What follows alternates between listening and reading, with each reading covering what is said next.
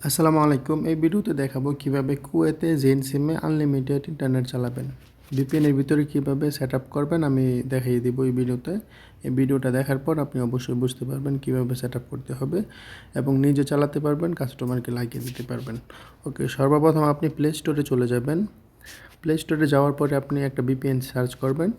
VPN নাম হলো friends VIP VPN, যেমন FRI।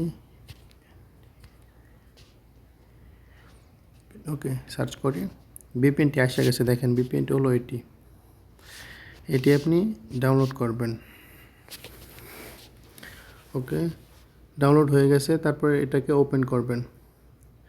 ওপেন করার পরে আপনার সিমে আপনি যদি সিমের এমবি দিয়ে নামান কিংবা ওয়াইফাই দিয়ে নামান, তো ভিপিএনের ভিতরে ঢোকার পরে অটোমেটিক আপডেট হয়ে যাবে। ঠিক আছে, আপডেট হওয়ার জন্য 1 এমবির প্রয়োজন হবে। আপনি যেভাবেই হোক 1 এমবি নিয়ে ভিপিএনের ভিতরে ঢুকবেন, ওয়াইফাই কানেকশনে কিংবা ইন্টারনেট কানেকশনে, যেভাবেই হোক। ঢোকার পরে আপডেট হয়ে যাবে ভিপিএন। অবশ্যই আপডেট করতে হবে। আপডেট করা ছাড়া ভিপিএনটি চালাতে পারবেন না। 1 এমবি দরকার হবে আপডেট করার জন্য। তো সিম্পলি আপনি এই যে এখানে 3 লাইনে ক্লিক করবেন। ঠিক আছে, করার পরে দেখেন আপডেট লেখা আছে, এইখানে জাস্ট ক্লিক করবেন, অনলাইনে ক্লিক করে দিবেন। দেখেন আপডেট, নো আপডেট অ্যাভেলেবেল, মানে আমার আপডেট ভার্সনটি অলরেডি, যত আপডেট ভার্সন তত আছে, তার জন্য আপডেট হইতেছে না। আপনার আপডেট হয়ে যাবে যদি আপডেট না থাকে। যেরকম এখানে দেখেন ভার্সন 54.6, এর নিচে যদি থাকে তাহলে চলবে না, তাহলে বুঝতে হবে আপনার ভিপিএনটি আপডেট হয় নাই। আর যদি 54.6 কিংবা এর উপর থাকে তাহলে আপনার বুঝতে হবে ভিপিএনটি আপনার আপডেট হয়ে গেছে। ওকে, তো তারপর আপনি কি করবেন, ভার্সন অবশ্যই 54.6 এর উপরে থাকতে হবে, কিংবা এত থাকলেও সমস্যা নেই। এর উপরে উপরে আসবে আপনার পরে, যেহেতু আপনি এই ভিডিওটা অনেক দিন পরে দেখবেন সেহেতু ভার্সন আস্তে আস্তে বাড়বে, তাই না? সেহেতু 54.6 এর উপরেও ভার্সন আসতে পারে। উপরে আসলে সমস্যা নেই, কিন্তু নিচে আসলে সমস্যা। ভার্সনটা আপনি খেয়াল রাখবেন। ওকে, তারপর কাজ হলো আপনার এখানে ইউজার নেম, এখানে পাসওয়ার্ড বসানো। তো এই ইউজার নেম পাসওয়ার্ডটি আমরা আপনাকে অবশ্যই দিয়ে দিব এরকমভাবে, যেরকম দেখেন এই যে এরকমভাবে আপনাকে দিব। তো এখানে দেখেন ইউজার নেম হলো এটা, পাসওয়ার্ড হলো এইটা।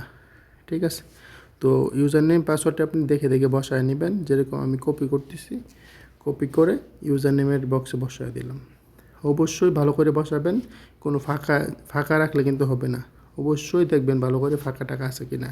ফাঁকা টাকা থাকলে কাইটা দিবেন, শুধুমাত্র পিনগুলো বসাবেন। ওকে, তারপর পাসওয়ার্ড কপি করতেছি, পাসওয়ার্ড কপি করে নিলাম, এখন বসাইতেছি।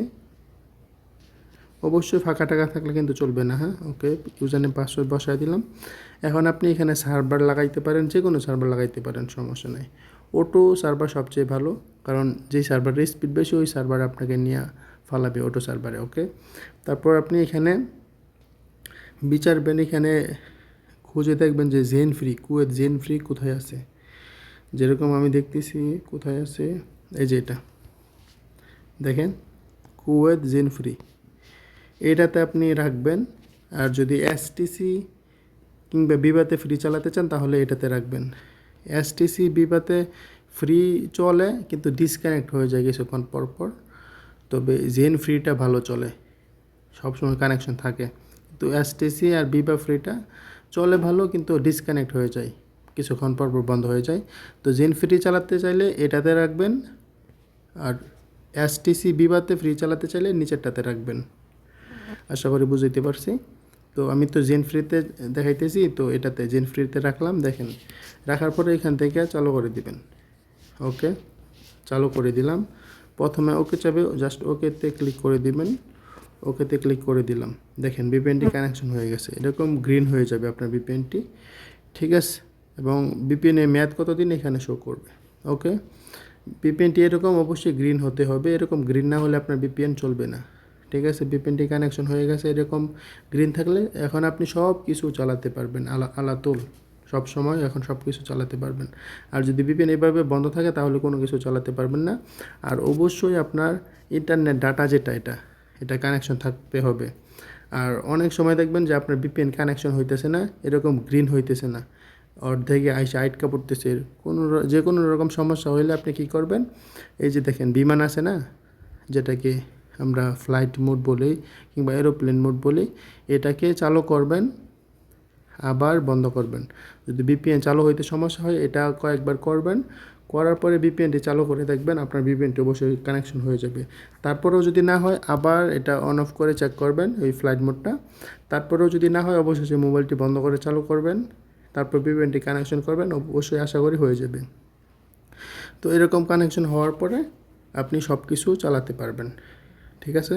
যেরকম ইউটিউব, ইমো কিংবা ইন্টারনেটে সব কিছু সাইট আপনি চালাতে পারবেন এরকম ভিপিএন কানেকশন হওয়ার পরে। আশা করি বুঝাইতে পারছি। আর যাদের এই ভিপিএনের ইউজার নেম পাসওয়ার্ড লাগবে অবশ্যই আমাদের সাথে হোয়াটসঅ্যাপে যোগাযোগ করবেন। আর যারা পাইকারি মূল্যে পিন নিতে চান তারাও আমাদের সাথে হোয়াটসঅ্যাপে যোগাযোগ করবেন, শুধু হোয়াটসঅ্যাপ, ইমোতে না। ওকে, ধন্যবাদ।